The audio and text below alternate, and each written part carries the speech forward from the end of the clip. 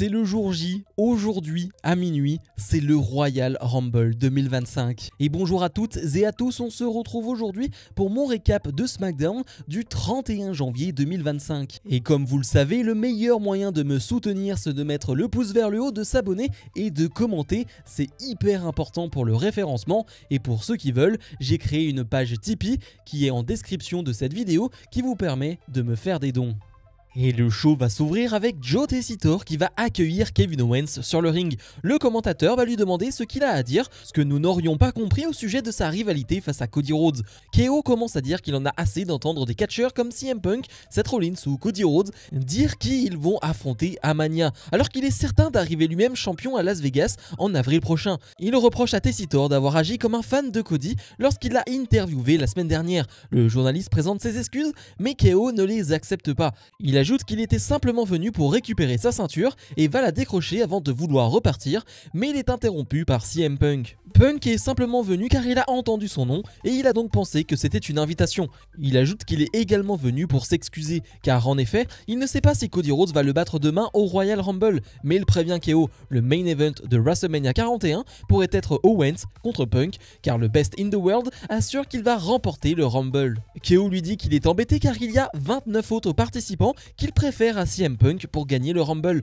Cependant, l'idée de botter les fesses à Punk en main event de Mania ne lui déplaît pas du tout. Il est conscient de l'importance de main eventer WrestleMania pour CM Punk. KO aime l'idée de gâcher le rêve de Punk. Il aime l'idée d'avoir plusieurs main events de WrestleMania en comparaison à Punk qui n'en aura fait aucun et qui mourra sans jamais avoir atteint son objectif. KO va quitter le ring avec sa ceinture, mais CM Punk va le retenir. Il félicite ironiquement KO pour ses deux main events de Mania. Il va se moquer de lui en disant que lui, il n'a pas perdu 5 matchs de championnat au Royal Rumble par exemple. Lui n'a jamais perdu face à Logan Paul. Il n'a jamais manipulé son propre meilleur ami pour l'aider à remporter un titre. Punk reproche à KO de prendre des raccourcis, le chemin facile. Il l'invite à venir dans le ring pour lui mettre une raclée dès ce soir. Il lui dit qu'il ne fera peut-être jamais le main event de Mania, mais il peut lui botter les fesses sur le ring tout de suite, maintenant. Et KO va faire semblant de rentrer sur le ring et va finalement s'en aller. Alors il faut savoir que la première heure de SmackDown était sans pub et clairement on en a profité parce que là on a 20 minutes de segment. Alors je ne dirais pas que c'était 20 minutes inutiles, clairement pas, c'était une bonne promo, mais clairement tu sens que là on en a profité et c'est à peu près tout. Parce que oui, KO est dans sa logique et dans sa logique, j'ai pas envie de dire qu'il a raison, mais à peu près. Parce que tout le monde a dit oui, on va affronter Cody à Mania, ou en tout cas tout le monde a confronté Cody sur les dernières semaines. Mais concrètement, il y a un match ce soir, KO-Cody, et KO pourrait remporter ce titre face à Cody et donc être le champion à Mania, le champion que tout le monde voudrait affronter. Donc dans sa logique, ça tient. Maintenant, la promo, comme je l'ai dit, il n'y a pas de moment très fort à part le clash de CM Punk qui rappelle à KO tout ce qu'il a loupé au Rumble, ses 5 défaites, sa défaite face à Logan Paul. Bon, sinon, il n'y a pas grand chose à en dire. C'était sympa, mais sans plus. On enchaîne avec le premier match de la soirée, Carmelo Hayes face à Jimmy Uso, un combat qu'on avait déjà eu lors des précédentes semaines, mais qui n'avait pas pu réellement se terminer suite à l'intervention de l'ancienne Bloodline. Et là on se retrouve avec cette revanche, avec ce rematch.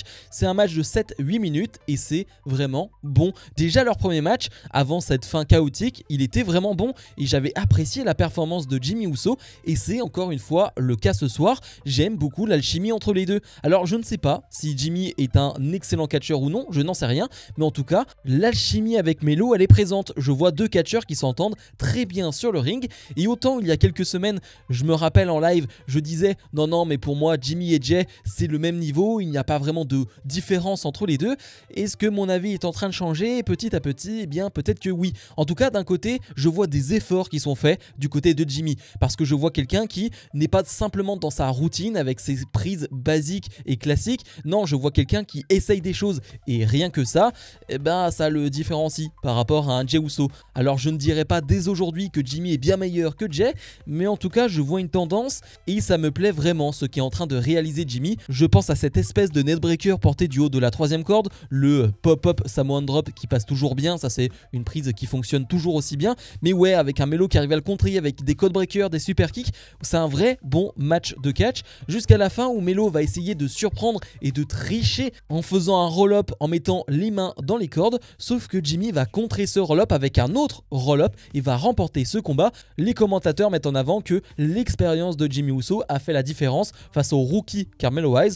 Encore une défaite pour Melo, mais une défaite qui ne compte pas vraiment. On s'en fiche un peu que Melo perde des matchs. Le plus important, c'est qu'il obtienne des réactions et c'est le cas chaque semaine. Chelsea Green défend son titre de championne des États-Unis encore une fois face à Michin. C'est le 3e, 4e affrontement en quelques semaines. Ça commence à faire beaucoup. C'est un match qui va durer 6-7 minutes. On n'a pas de pub pendant le match. Ça peut les arranger sur le papier. En réalité, c'est un match qui ressemble un peu à tous les autres. Alors, il y a une phase que j'ai beaucoup appréciée, la phase où il y a une espèce d'enchaînement de roll-up à la fin du combat que j'ai trouvé très cool. Les enchaînements sont vraiment très bien faits. Mais sinon, c'est un peu le même match que d'habitude et peut-être même en moins bien. En fait, le public est pas hyper investi et j'ai pas vraiment envie de les blâmer non plus parce que là, encore une fois, on voit un Chelsea Green Michin qui ne sont jamais des mauvais matchs mais qui ne sont jamais des matchs incroyables non plus, hein. Il faut être totalement franc. Là, on a Bifab et Piper Niven qui sont à l'extérieur du ring et elles vont clairement aider parce que Michin va réussir à porter son finish mais Piper Niven va l'écarter du ring pour ne pas qu'elle prenne un tombé gagnant et puis Chelsea Green va esquiver les tombées à chaque fois. Elle va s'en aller du ring pendant plusieurs secondes jusqu'au moment où elle va sortir un kendo stick, disqualification. Elle conserve donc son titre de championne. Après le match, Michin va reprendre l'avantage avec ce même kendo stick, ce qui veut dire que cette histoire n'est pas terminée, ce qui veut dire que cette histoire va durer encore et encore. Je suis désolé, mais ce n'est pas normal. Ce n'est pas normal que Chelsea Green, qui a remporté ce titre il y a maintenant plus d'un mois, n'a qu'une challengeuse depuis un mois, c'est Michin. Et ça, ce n'est pas normal. Vraiment, il y a un problème dans cette division et surtout, il y a un problème de booking. Parce que je ne pense pas qu'il y a qu'un problème de division. Parce que si tu ne mets qu'une challengeuse à Chelsea Green, évidemment que ça ne va pas aller. Évidemment que moi, je vais déjà me lasser. Damien Priest est sur le ring. Il nous dit qu'il n'a connu que Raw depuis ses débuts dans le roster principal il y a 4 ans. Maintenant, il est à SmackDown, il est arrivé dans le show bleu pour remporter des titres. Et sa mission commence demain dans le Royal Rumble. Il est assez vite interrompu par Jacob Fatu et Tama Tonga. Fatu reconnaît qu'ils ont des choses en commun. Ils viennent tous les deux de la rue. Mais à côté de lui, Damien Priest a l'air d'une mauviette. Lui, il dirige SmackDown désormais avec Tama Tonga. Damien Priest lui répond que oui, on vient tous les deux de la rue. Alors pourquoi on parle encore? Damien Priest va porter un super kick à Tama Tonga. Fatu et Priest vont se regarder pendant de longues secondes avant qu'une bagarre éclate entre les deux. Damien Priest se retrouve en 2 contre 1, puis finalement LA Knight va venir sauver Damien Priest, va prendre le micro et dire que ce soir on aura LA Knight et Damien Priest face à Jacob Fatu et Tama Tonga. C'était une bonne promo de la part de Priest et de Fatu. Fatu, c'est pas une promo très longue, mais elle est très intense. Ça me rappelle un peu les premières promos de Bron Breakker qui étaient tout en intensité, tout en violence dans ses mots, mais dans sa manière de parler. Là, oui, le ton, il est assez violent. T'as presque l'impression qu'il a envie de frapper tout le monde. Je pense que ce n'est pas qu'une impression d'ailleurs, mais ouais, j'aime beaucoup l'attitude, le ton de Jacob Fatu qui a l'air lâché depuis qu'il n'est plus avec Solo Sikoa. On a l'impression d'avoir un Jacob Fatu à son plein potentiel et là dans ce genre de promo là je trouve ça assez génial. En plus de cela, j'ai l'impression que Jacob Fatu pourrait se retrouver face à n'importe qui. Le match me hyperait parce que c'est des matchs que j'ai envie de voir. Jacob Fatu face à Braun Strowman, on avait envie de voir. Jacob Fatu face à Damien Priest, j'ai envie de voir. Là on a LA Knight qui se rajoute, mais c'est normal, il est en guerre contre eux depuis des semaines et des semaines et on aura donc un match entre ces 4 là plus tard dans la soirée qui peut être pas mal du tout. Les Motor City Machine Guns et Los Garza font face aux Pretty Deadly et à DIY, un combat qui va durer un peu plus de 10 minutes. C'était un match sympa. J'irai pas plus loin que le sympa parce que j'aime pas vraiment la fin du match et le résultat du match. La manière dont c'est fait, c'est pas quelque chose que j'apprécie, mais sinon le match est bon. Encore une fois, obligé de mettre en avant une équipe, Los Garza. Je trouve que toutes les équipes sont plutôt bonnes dans ce match, même si par exemple DIY et les Pretty Deadly sont moins mis en avant que Los Garza et les Motor City Machine Guns. Je trouve que Los Garza sont vraiment excellents et depuis des semaines et des semaines, on le dit, ils sont vraiment très bons en ce moment. Ils sont dans une bonne phase et en plus, le public réagit plutôt bien. Lorsque Garza enlève son pantalon, eh bien le public réagit. Donc ça se passe plutôt bien pour eux et moi je suis très content. Alors évidemment, on va avoir des tensions de leur côté. Pas dans un premier temps du côté des Heels, mais du côté de Los Garza et des Motor City Machine Guns, on a quelques tensions sur qui va rentrer sur le ring, sur un tag qui va être fait et à un moment donné, eh bien Los Garza Garza vont en avoir marre et vont simplement se casser. On se retrouve donc à 2 équipes contre une, sauf que ça se passe pas si mal que ça pour Motor City Machine Guns, qui sont certes dominés, mais un tournant va arriver. Sans le vouloir, Tommaso Ciampa va s'en prendre à un des membres des Pretty Deadly. Ciampa va être distrait parce que les Pretty Deadly ne vont pas vouloir faire le tag, et on va en profiter du côté des Motor City Machine Guns pour faire un roll-up et remporter ce match en faisant le tomber sur l'un des champions, Tommaso Ciampa. J'aime pas trop, encore une fois, on en parle depuis quelques semaines, des champions qui prennent les tombés gagnants en weekly, ça arrive encore et encore, je trouve ça assez fou. J'ai l'impression que c'est quelque chose de banal maintenant sur les dernières semaines, les champions qui prennent les tombés gagnants. Moi ça me gêne encore une fois de voir ça. Ça aurait été les Pretty Deadly qui prennent le tombé gagnant, ça ne me gênerait pas. Là ça me gêne vraiment encore et encore. À noter que les Pretty Deadly en backstage ne semblent plus trop raccord avec ce que veulent les DIY. Alors est-ce qu'ils vont réellement les aider pour le Royal Rumble ce soir? J'en suis pas certain. Liv Morgan fait face à Naomi dans un combat de 10 minutes. Alors c'est le 3e match télévisé de la semaine pour Naomi, qui en fera donc 4 avec le Royal Rumble de ce soir, et c'est quand même pas une performance à mettre de côté. Elle était à Raw, elle était à NXT, elle est du côté de SmackDown et elle sera donc du côté du Royal Rumble. C'est plutôt pas mal comme semaine pour Naomi. Pour en venir à ce match, on a un match de 10 minutes qui est sympa mais sans plus. En fait j'ai vraiment du mal à m'investir dans ce match là, je sais pas trop pourquoi, je trouve pas que ce soit mauvais, mais à aucun moment je me dis que ça vaut vraiment la peine de s'investir dans ce type de match là. C'est un match de 10 minutes, mais j'y retiens quoi? Eh bien réellement pas grand chose. Le public essaye de s'investir lui aussi, mais c'est parfois compliqué, on n'a pas des bruits énormes pendant le match, on n'a pas de pop ou quoi que ce soit.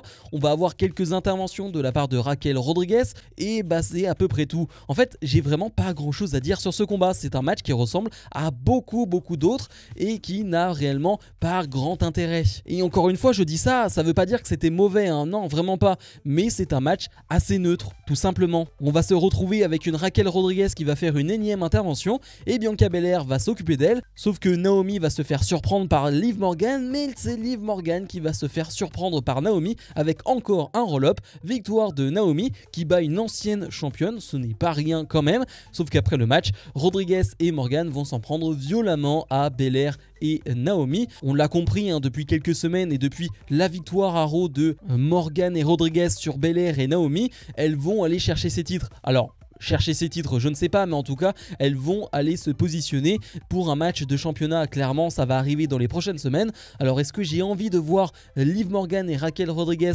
championnes par équipe? J'en suis pas sûr.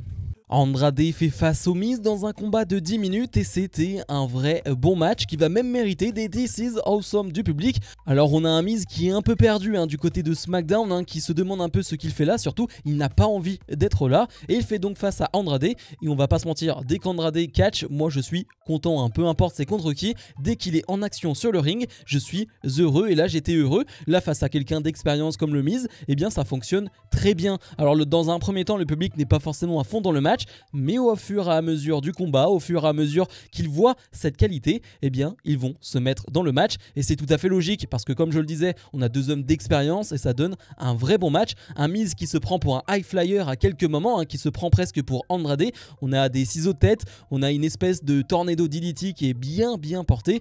On a un bon Miz, rien à dire sur le combat, mais on a un sublime Andrade, le moonsault à l'extérieur du ring, il est magnifique. Et puis surtout ce dernier move encore une fois pour terminer ce match, cet énorme spinning elbow porté par Andrade qui va lui donner la victoire. Ce que j'aime, c'est que justement c'est cette prise là, ce coup là qui lui donne la victoire. On sait qu'il a un autre finish, mais qu'il puisse terminer les matchs de cette manière là de temps à autre avec ce spinning elbow, je trouve ça très bien. C'est une prise qui est très marquante, qui est très choquante, qui est très visuelle. Donc terminer ce match avec ce spinning elbow, moi ça me convient très bien. Victoire donc de Andrade. Il serait quand même temps de faire quelque chose d'autre avec Andrade que de le faire catcher de temps à autre du côté de SmackDown. Donnez-lui le titre de champion des États-Unis, qu'on ait des matchs de cette qualité là dans la mid-card de SmackDown. La championne de la WWE, Tiffany Stratton, est sur le ring et est interviewée par Michael Cole et Pat McAfee.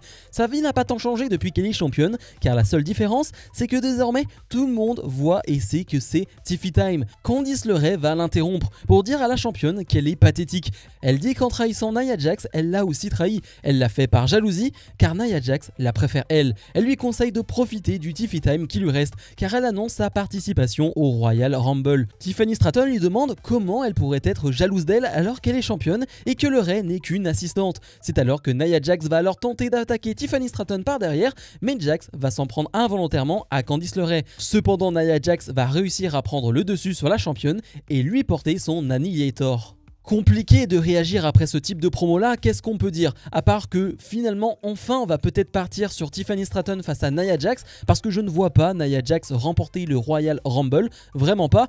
Mais pour les prochaines semaines, les semaines d'après le Rumble, est-ce qu'on partirait pas enfin sur Stratton face à Jax? C'était, je pense, la solution de facilité. Stratton a trahi Nia Jax, Stratton a pris le titre à Nia Jax, et bien c'est plutôt normal qu'on ait cette histoire entre les deux. Là la promo, il n'y a rien à en dire, mais c'est la suite qui nous intéresse.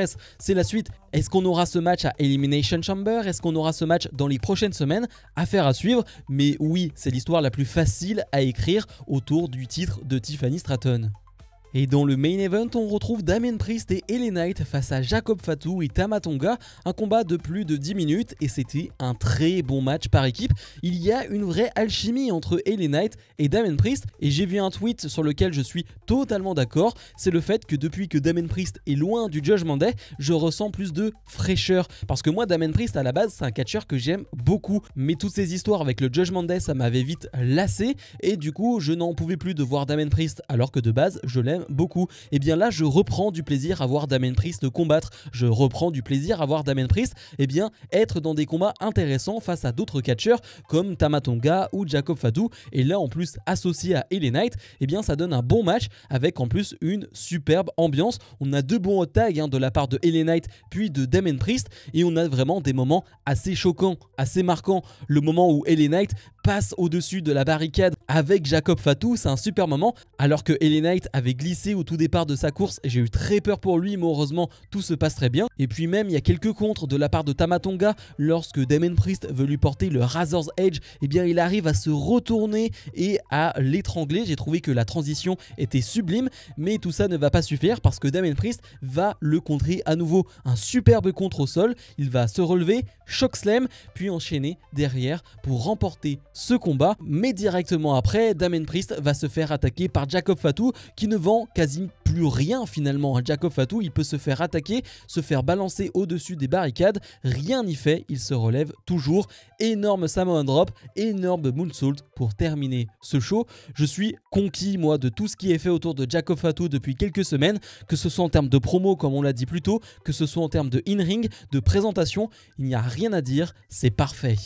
Bilan de ce SmackDown, de mon côté on sera sur un 7 sur 10. Alors je mets 7 sur 10 sans réelle conviction parce que concrètement je dois l'avouer, ma tête était déjà tournée vers le Royal Rumble et j'en avais pas grand chose à faire de ce show. Alors je ne sais pas si c'est pareil pour vous, mais j'en avais pas grand chose à faire parce que je ne pense qu'au Rumble, je ne pense qu'à ce show, il m'obsède ce show. Alors peut-être qu'on sera déçu, peut-être qu'on ne le sera pas, on verra bien ce soir, mais oui je ne pense qu'à ça. Et donc ce SmackDown est arrivé sur ma route et je l'ai regardé, je l'ai apprécié globalement, mais j'en avais pas grand chose à faire. Je pense que je vais vite l'oublier et directement me refocus sur le Royal Rumble. Dites-le moi en commentaire si vous avez la même attitude que moi, si vous y pensez à ce Royal Rumble depuis quelques jours. Et là on y est, on est à quelques heures de ce show. Je rappelle que ce show sera à suivre à minuit ce soir, soit sur Netflix avec un VPN, soit sur le WWE Network. Bref, comme d'habitude, je vous invite à mettre un maximum de pouces vers le haut,